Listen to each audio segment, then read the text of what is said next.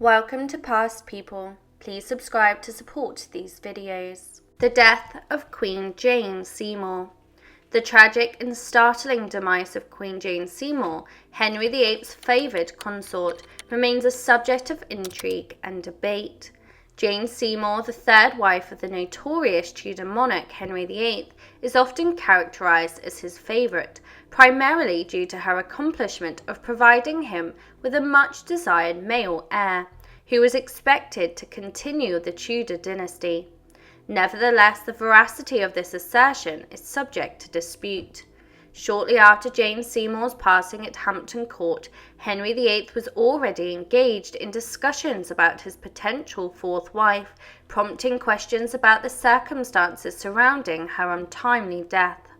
The prevailing belief is that Jane Seymour succumbed to complications stemming from childbirth as she gave birth to the future King Edward VI. Childbirth during the Tudor era was fraught with peril and posed significant risks to women, making it more common than one might imagine for women to endure considerable suffering during the process. A particularly intriguing account regarding the birth of Edward VI comes from Nicholas Sander, a Catholic writer who held no particular fondness for King Henry. Sander asserted that Jane Seymour endured a grueling and challenging childbirth, with her limbs stretched to facilitate the passage for the child. Some accounts even suggested that her womb was cut open before her death to quicken the birth. During this arduous ordeal, a critical decision had to be made regarding whose life would be spared, the child's or the Queen's.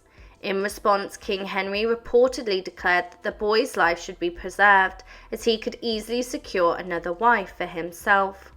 While there is no concrete evidence to support the notion that Jane Seymour underwent a caesarean section for childbirth, as there were no records of such a procedure before the 1580s, it is worth noting that Jane would have received the best available medical care in the country. If she did indeed undergo a caesarean section, her passing would have been likely excruciating. However, it is essential to acknowledge that safe caesarean sections for women did not become commonplace until the 20th century. There exists some persistent historical evidence suggesting that Jane Seymour might have experienced a unique birthing process. In 1643, Sir Richard Baker speculated that Jane endured an excruciating labour lasting 6 days or more. According to this account, she beseeched for her stomach to be incised to save the child and relieve her suffering. Additionally, there have been mentions of Jane Seymour suffering from postpartum fever or an infection as a result of childbirth. However, it's crucial to note that there are no sources or medical records corroborating these claims. By scrutinizing the sequence of events surrounding Jane Seymour's labour and subsequent demise, several reported causes of her death came to light. It is documented that Jane went into labour sometime in the afternoon of October 9, 1537, and her son Edward was born around 2 a.m. on October 12th. She reportedly signed letters announcing the birth, and by 15th of October was sitting up in bed at Hampton Court, where guests attended the christening of her son. These details rule out the possibility of a caesarean section, as she would have required ample time for recovery. It wasn't until 4 days after Edward's birth that Jane Seymour's health began to deteriorate. Her chaplain and physicians described her initial symptoms as a natural postpartum fatigue, which she appeared to overcome and even improved upon. However, on Friday the 19th of October, it was reported that Jane was unwell once more, and her condition worsened over the weekend. By Monday, it was evident that Jane's health was in grave jeopardy. On Tuesday, Henry VIII was urgently summoned to her bedside at Hampton Court, where he prayed with her and remained by her side for a considerable period of time. It was evident to everyone that Jane Seymour was approaching the end of her life. On the 24th of October 1537, at 2 a.m. in the morning, Jane Seymour, the third wife of Henry VIII, passed away within the confines of Hampton Court Palace. Initially, her death and the severe illness leading to it were attributed to the negligence of those attending to her, allowing her to be exposed to great cold and consume foods that her condition did not warrant. The sole written record pertaining to Jane's illness suggested the possibility of food poisoning or an upset stomach that caused her distress. There is also mention of her falling victim to a severe cold that ultimately led to her demise. During the Tudor period, colds and health issues were commonplace. And given the vulnerability that often follows childbirth, it is plausible that Jane was merely more susceptible. Although sepsis or fever were not explicitly mentioned at the time, it is conceivable that Jane Seymour may have succumbed to blood poisoning or sepsis. Alison Ware, along with 4 medical professionals, expressed skepticism regarding fever being the sole cause of Jane's death. They concluded that Jane likely died from a combination of factors, as she was documented hosting guests after the christening and indulging in rich food. It seems improbable that she developed postnatal fever at this juncture. Dehydration and a potential embolism leading to heart failure are also posited as contributing factors to Jane Seymour's passing. Hampton Court Palace held significant importance in Jane Seymour's life, as it was her residence where she spent considerable time. She undertook renovations, erasing traces of Anne Boleyn's presence, and tragically it was also the place where she breathed her last breath.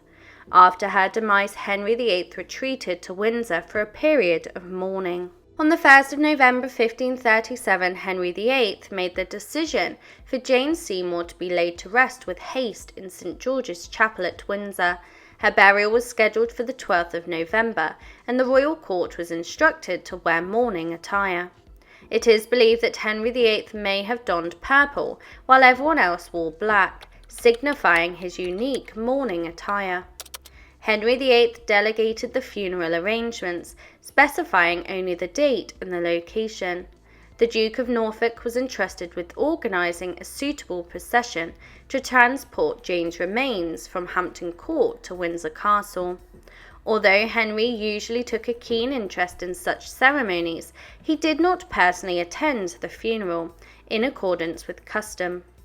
Jane Seymour's passing was significant because she was the first Queen of England to die while she was in favour of the King since Henry VIII's mother, Elizabeth of York.